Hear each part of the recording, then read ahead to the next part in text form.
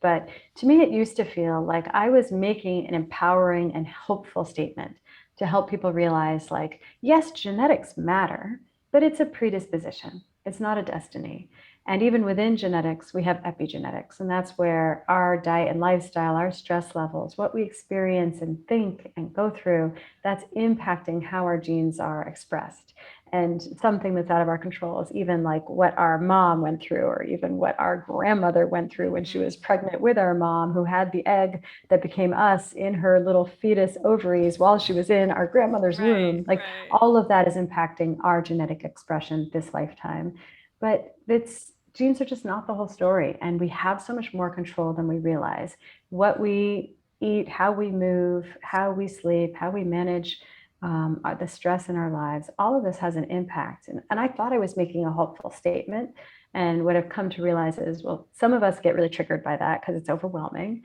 And it's a nicer story to tell ourselves of like, well, it's out of my control, so Yeah, it's fuck it. easier. And then also like it to some people comes across as a denial of the structural factors that are making some populations less healthy than others, have less access to good quality food, are under systemic stressors. And so it's really important to recognize all of this is a both and. The structural realities are undeniable. They're very real. That's a part of our health as a population. And it does a disservice to everyone if we don't acknowledge there's still things we can do, things that are inexpensive and accessible. Like we can all pause and take 30 seconds to do a breathing exercise. We can all get more sunshine, if that's safe for your, how melanated your skin Right. is.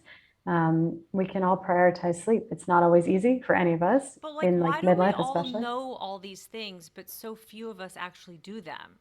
Like, how I do we mean, gonna get from like seeing all this, hearing all this, and like actually internalizing it and making it a personal habit? Like, what's gonna be that leap for us? Is it like the a traumatic event? Is it gonna be a health scare? Like, what is it gonna be? The watered down answer there that you hear a Mm-hmm. lot is like, well, behavioral change is hard, so you kind of have to get strategic and smart.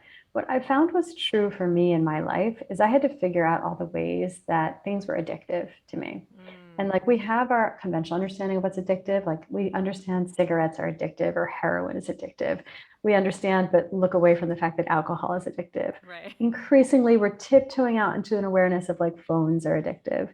But I had to realize for me, processed food was addictive. Gluten and dairy are actually addictive for me, certainly sugar, scrolling on the phone late at night. Like all the things that were where I was shooting myself in the foot of the goals I said I had, what I set out for myself.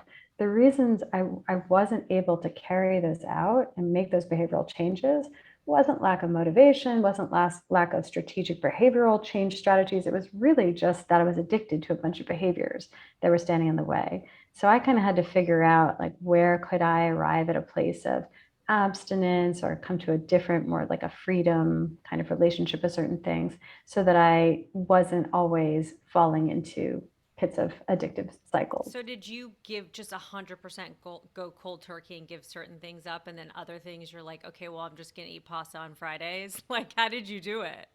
I guess, well, it's been a journey. So it wasn't like one moment, one decision. But Yeah. I think that, like with food, for example, looking back now, what I realize is that I had to be abstinent from the foods that were most addictive to me, which was basically combinations of gluten and dairy, like pizza, like grilled cheese, Oh my like all gosh. of that. It's like a And dopamine bath.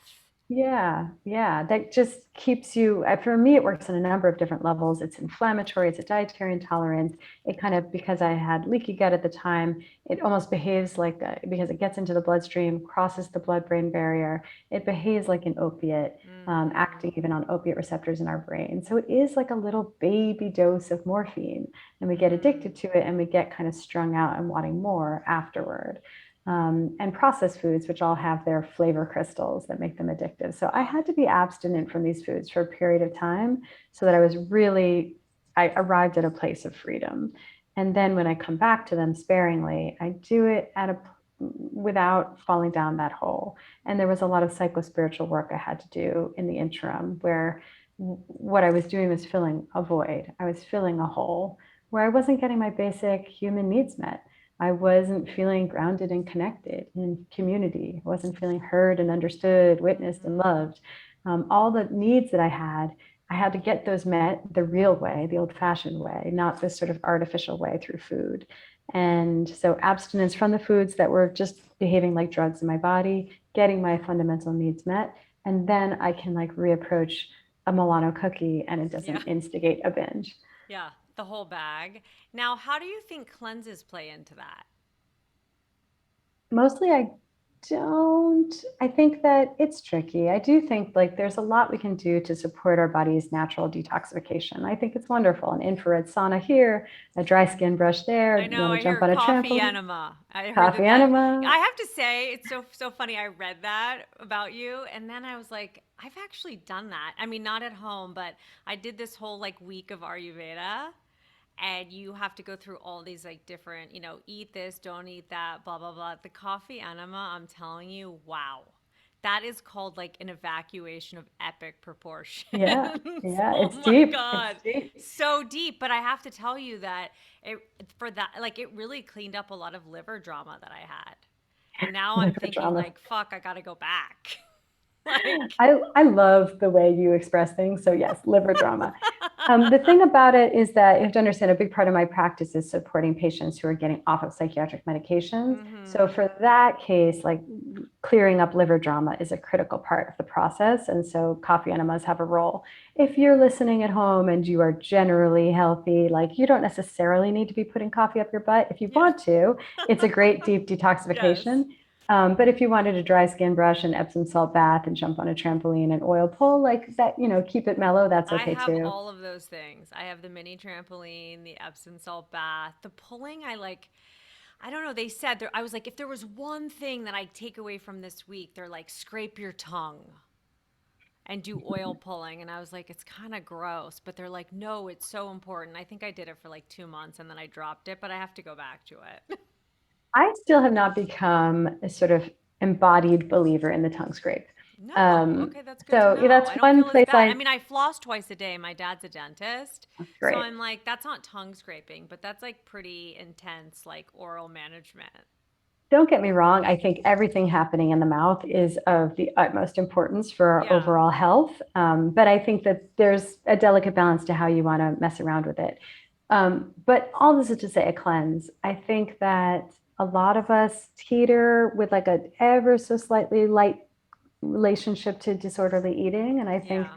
cleansing can create a restriction mindset, which can then beget a binge mindset. It's often just calorie restriction, which it just never ends well from a weight loss perspective. I think like something like a mild intermittent fasting is a gentler way of resting your digestion, allowing your body to switch its kind of metabolic Right. state. I think that can be great.